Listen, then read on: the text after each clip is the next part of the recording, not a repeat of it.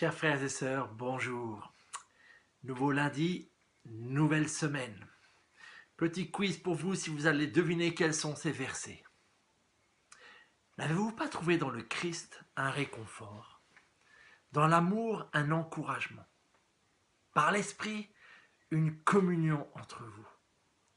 N'avez-vous pas de l'affection et de la bonté les uns pour les autres? Rendez donc ma joie complète. Et pour cela, tendez à vivre en accord les uns avec les autres.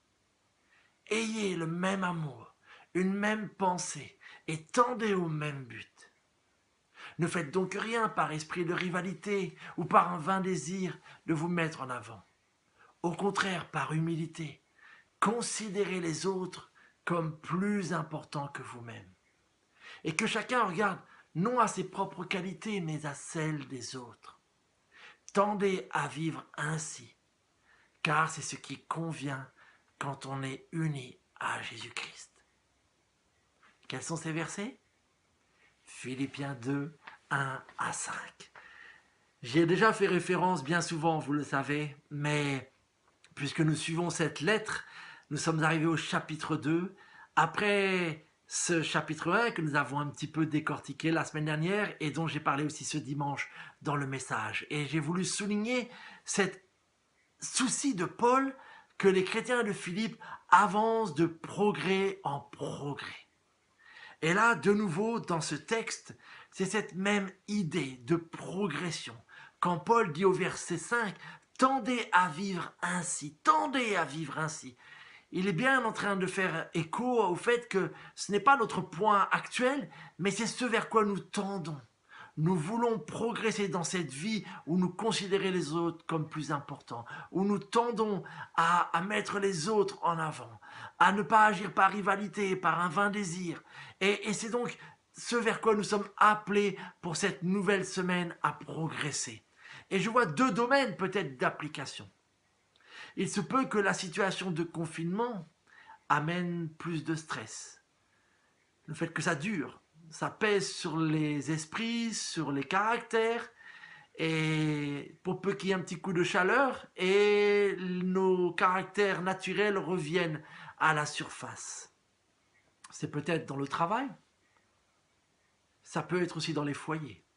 Et j'ai écho par ce que nous disent les médias, mais aussi de situations des uns des autres, que ce confinement peut aussi être lourd. Et je trouve ça très pertinent parce que là, si vous lisez avec les yeux d'une famille, d'un papa, d'une maman, d'enfants, de jeunes, les versets 2, 3, 4, 5, vous verrez qu'ils s'appliquent aussi au contexte de la famille. Et qu'il y a beaucoup à militer pour soi-même, non pas pour jeter au visage des autres membres de la famille, mais pour soi-même déjà. Considérer les autres membres de la famille comme plus importants. Ne pas chercher à avoir sans cesse raison, mais par humilité me faire serviteur des autres.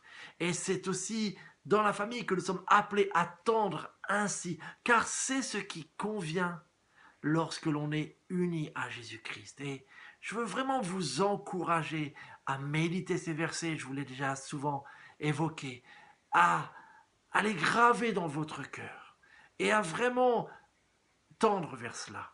Et vous savez pourquoi? C'est parce qu'il y a une joie. Paul était dans la joie lorsqu'il constatait les progrès de l'église de Philippe. Et j'avoue, vous rendez ma joie complète, vraiment. En tant que pasteur et avec toute l'équipe pastorale, je parle en ce moment, en leur nom à tous.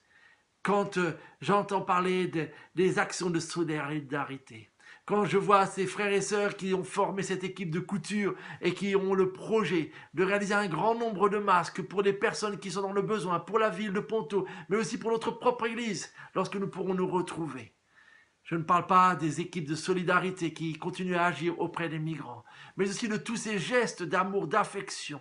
Vous rendez ma joie complète en tant que pasteur. Mais encore plus important que ma joie à moi, vous rendez le Seigneur tellement heureux et fier de vous. Mais juste une petite précision extrêmement importante. Comment pouvons-nous tendre à cela? Comment y parvenir? Parce que ce n'est pas naturel en nous-mêmes de considérer notamment les autres comme plus importants. Tout en moi lutte contre cette idée. Et c'est pour cela que Paul commence par des questions. N'avez-vous pas expérimenté dans Christ un réconfort, dans l'amour un encouragement? Vous comprenez qu'en fait, ce à quoi Paul nous invite à tendre et à mettre en pratique, il nous faut d'abord le recevoir. Le recevoir généreusement et gratuitement en Jésus-Christ, dans cette union avec lui que la foi rend possible. C'est pourquoi n'essayez pas juste par vos propres efforts de devenir un meilleur mari, un meilleur collègue, un meilleur papa. Recevez d'abord. Recevez, frères et sœurs de Jésus-Christ, tout. Pierre nous le dit, nous avons en lui tout ce qu'il nous faut pour vivre dans l'attachement à Dieu. C'est pourquoi demandez au Seigneur plus de lui, plus d'amour de sa part, plus de communion avec l'Esprit Saint, plus de plénitude. Et soyez-en certains, c'est que plus cette union sera forte et de qualité, plus elle produira ce que nous lisons dans les versets 2 à 5. Une humilité, un amour, une vie pleine et entière et une communion fraternelle riche. C'est ma prière. Donc, on est en mode entraînement, on s'exerce et on tend vers cela aujourd'hui et tout au long de la semaine. Et demain, Cédric nous montrera comment en Jésus-Christ, il y a le modèle parfait. Soyez bénis, je vous souhaite un bon lundi.